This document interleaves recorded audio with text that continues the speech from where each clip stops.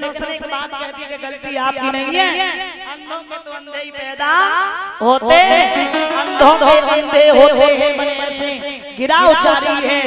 धर्म शील ज्ञान विद्या तप दान अगर नहीं है तो इंसान इस भूतल पे मनुष्य होकर भी पशु के समान भार के रूप में जी रहा है। किसके समान? भार के रूप में जी रहा है मेरे प्यारे। तो याद रखना, हमें यहाँ वर्षों के लिए नहीं भेजा गया है, ये शरीर हमें मिला है। दुनिया का ये देख तमाशा रुक नहीं जाना रे, और मुसाफिर चलते जाना रे। ना घर तेरा ना घर मेरा, ये घर है ना, ये घर है शरीर, मकान है ये आप ये समझो कि मेरा है, आपका नहीं है, आपका नहीं है, ये आपके लिए है लेकिन आपका नहीं है। अच्छा एक बात बताइए, आप यहाँ से टेम्पो वाले से कहो कि भैया आप अपने टेम्पो में मुझे बैठा लो, आराम से बैठा लेगा। आप उससे कहो ये टेम्पो मेरा है तो वो तुरंत तुरंत उतार देगा। बताइए उतार देगा कि नहीं उतार देगा?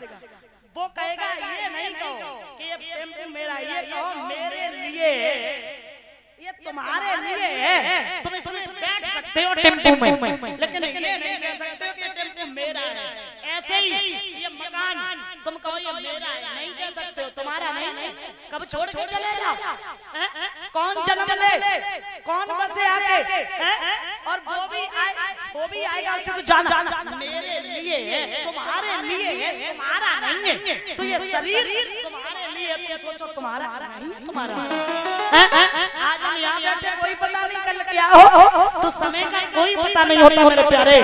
तो लिखा है कि ना घर तेरा और ना घर मेरा, और ये तो चिड़िया रैन बसेरा, ना अटको ना भटको प्यारे, देश बिगाना रे मुसाफिर चलते जाना रे प्यारे।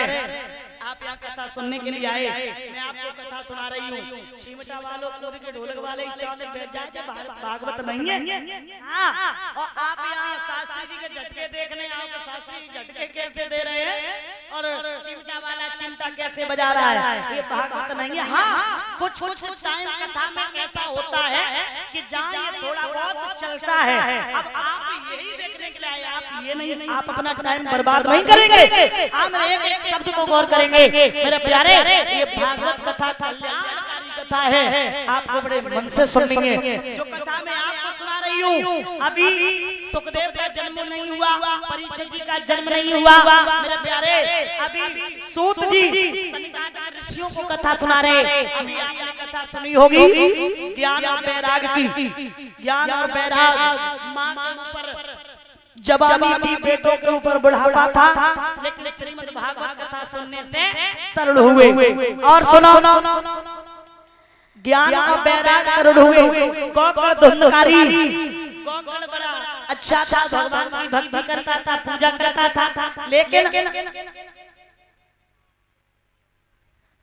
धुंधकारी पापी था। अंत में उसका भी कल्याण श्रीमद् भागवत कथा सुनने से हुआ कि नहीं हुआ? तो जो कथा मैं आपको सुना रही हूँ, वही कथा सूत जी ने सनकादिक ऋषियों को सुनाई, और काकभूषण जी ने गरुड़ जी को सुनाई, भोले बाबा ने मैया पार्वती को सुनाई, सुखदेव भगवान ने परीक्षित जी को सुनाई, और वही कथा गोकर्ण ने धुंधकारी को सुनाई। वही कथा मैं आपको सुना रही हूँ। एक तरफ माताओं का सामान लगा हुआ है, एक तरफ हमारे भाई बंधु बैठे हुए हैं, बड़े प्रेम से और बड़े भाव से कथा को सुन रहे हैं। तो मेरे प्यारे गौर करना, ये महाभारत का युद्ध हुआ, किस बात को लेकर के हो गया?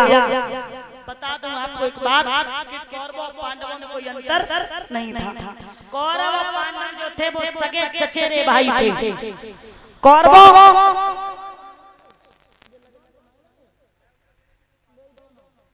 पांडवों में इतना अंतर था कि महाराज कौरव जो थे वो पांडवों से इतना जलते थे कि एक दिन की बात है, जवाब दिया पांडवों ने कि भैया ज्यादा नहीं, हमें 5 गांव दे दो, हम पांडव 5 हैं तो हमें 5 गांव दे दो। बोले तुम 5 गांव की बात करें, हम तुम्हें सुई की नोक की भी जगह नहीं देंगे। महाराज सुई की नोक कितनी होती है? इतनी। बोले हम तुम्हें सुई की नोक की भी जगह नहीं देंगे। मना कर दिया। ये वानप्रस्थ में रहते थे, उसी वानप्रस्थ को धीरे धीरे काट काट करके इंद्रप्रस्थ बना लिया। एक दिन की बात है, उस इंद्रप्रस्थ को देखने के लिए दुर्योधन चला। दुर्योधन ने विचार किया ये पांडव कहाँ रहते हैं, हम देखने के लिए चलते हैं। और जिस समय देखने के लिए चले, एक अद्भुत नजारा देखा। जहाँ जल था वहाँ थल दिखता था, जहाँ थल था वहाँ जल दिखता था। धोखे से जब आगे बढ़े एकदम से पैर फिसल गया। इन्होंने अपनी धोती को ऊपर कर लिया। किसने? दुर्योधन ने। जब दुर्योधन ने अपनी धोती को ऊपर कर लिया, द्रौपदी छत पे खड़ी थी, ताली मार के हंस गई।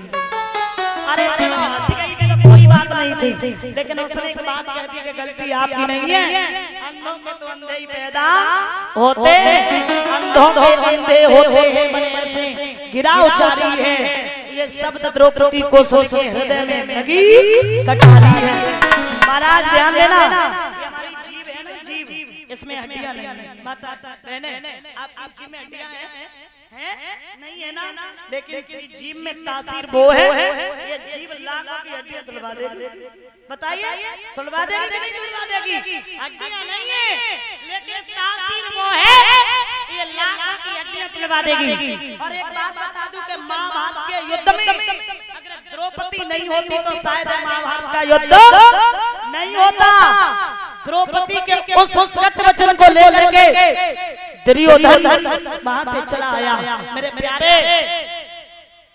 यहाँ बताते हैं कि ऐसे बुरे वचन बोल दिए, और जब ऐसे कट वचन बोल दिए हैं, दुर्योधन को बड़ा गुस्सा आया।